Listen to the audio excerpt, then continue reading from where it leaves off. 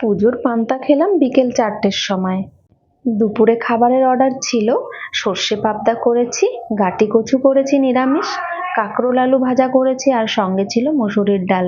সমস্তটা রেডি করে কাস্টমারকে দিয়ে তারপরে আমরা নিজেরাও রেডি হয়ে নিলাম।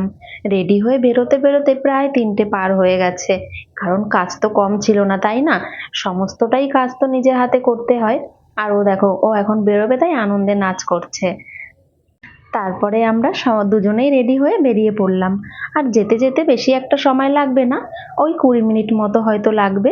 তারপরে বেরিয়ে পড়লাম। আচ্ছা, তোমাদের কার কার আজকের দিনটা খুব ভালো কেটেছে বলো তো? এই বিশ্বকর্মা পুজো মানে কিন্তু পুজো আমাদের শুরু হয়ে গেল। একটা মানে পুজোর আমেজটাই একদম অন্যরকম বলো।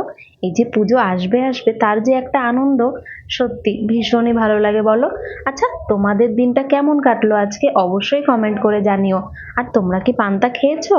আর এই দেখো, এই ভূতের রাজা দিল বরে তোমরা কেউ এসছো কি বলো তো? আমাদের বাড়ি থেকে কিন্তু খুব একটা দূরে না, ওই 10 মিনিট মতো লাগে। তো আমরা কিন্তু এখানে যাইনি, এখানে মানে পাশ থেকে আর রাস্তা ছিল, তো সেখান থেকে আমাদের যেতে হবে।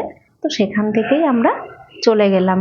আর দেখো এত সুন্দর লাগছিল না, কি বলবো। আর এখানে দেখো সবাই ঘুড়ি ওড়াচ্ছিল, আর ঠিক রাস্তার মাঝখানেই একটা ঘুড়ি দেখছি পড়ে গেল। তো তোমাদের অবশ্যই ঘুড়িটা দেখাবো।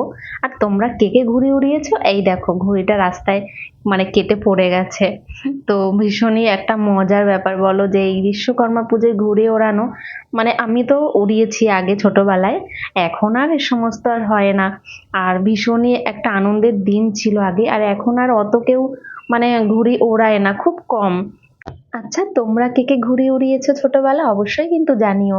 তারপরে একটু মিষ্টি নিয়ে নিলাম, পুজোর দিনে বাড়িতে যাচ্ছি, আর একটু মিষ্টি না নিলে হয়। মিষ্টি নিয়ে আবারও আমরা চললাম আমাদের উদ্দেশ্যে। আর সত্যি আজকে দিনটা না ভীষণ ভালো লাগছে জানো তো। খুব একটা এখন আর বেরোনো হয় না, একদম সময় পাই না। তো আজকে বেরিয়েছি, তো ভীষণই মনটা একদম মানে একদম হালকা হয়ে গেছে, ভালো লাগছে। আর এখানে দেখো যেতে যেতে না, এই যে এটা না রাধাকৃষ্ণ মন্দিরের এই গেটটা নতুন করেছে, অর্জুনের রথ দেখো আর শ্রীকৃষ্ণ, কত সুন্দর গেটটা করেছে, এখনো কমপ্লিট হয়নি। মন্দিরটা এখান থেকে একটু দূরে, তা ওইদিকে তো আমরা যাচ্ছি না, আমরা যাচ্ছি অন্য রাস্তায়, অন্য কোনো দিন দেখিয়ে দেব। তারপরে দেখো কথা বলতে বলতে আমরা বাড়িতে চলে এসেছি। আর হ্যাঁ, আমরা এসেছি কাদের বাড়িতে জানো? আমার দেওরের শ্বশুর বাড়িতে। ওদের বাড়িতে মা মনসা রান্না পুজো হয়, তো সেখানেই আমাদের নিমন্ত্রণ ছিল, তো সেখানেই চলে এসেছি। এসে দেখছি সবাই ঘরে কিছু কিছু মানে সবাই খাওয়া দাওয়া করছে, আর আগে তো সকাল থেকে সবাই খাওয়া দাওয়া করেছে।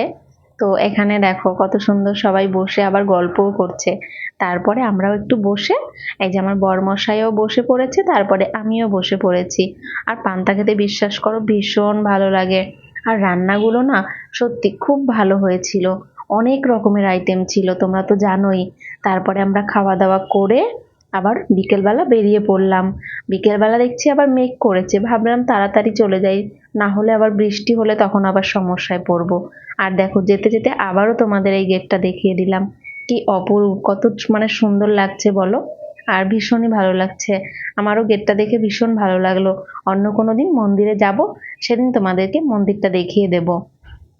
আর আজকে ছিল বিশ্বকর্মা পুজো, তো একটু বিশ্বকর্মা ঠাকুরকে না দেখালে হয়। যেতে যেতে দেখছি এই যে রাস্তার পাশে বিশ্বকর্মা ঠাকুর, ছোট্ট একটা, কত সুন্দর বলো। আরো অনেক দেখেছিলাম কিন্তু সেগুলো উল্টো দিকে ছিল বলে আর ক্যামেরায় আনতে পারিনি।